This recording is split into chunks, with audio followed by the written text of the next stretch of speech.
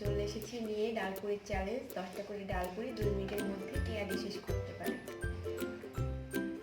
আজকের পানিশমেন্ট হচ্ছে একটা কাঁচা মরিচ, যে হারবে তাকে এইটা খেতে হবে। কিন্তু ভিউয়ার্স, আমি যদি হারি আমি কিন্তু খাবো না, আগেই বলে দিলাম। খারামণি যদি হারে, এটা খারামণির জন্য। তো ভিউয়ার্স, চলুন শুরু করা যাক।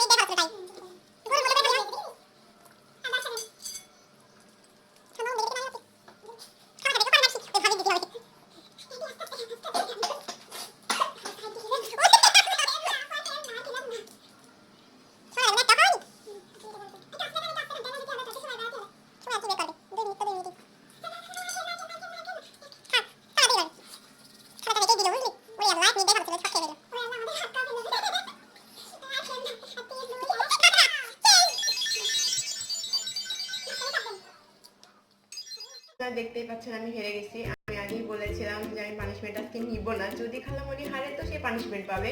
আর আমি তো প্রশ্নই আসছে না আজকে কাঁচামরিচ খাওয়ার কারণে আমার খুব ঠান্ডা লাগছে, যার জন্য আমি হেরে গেছি।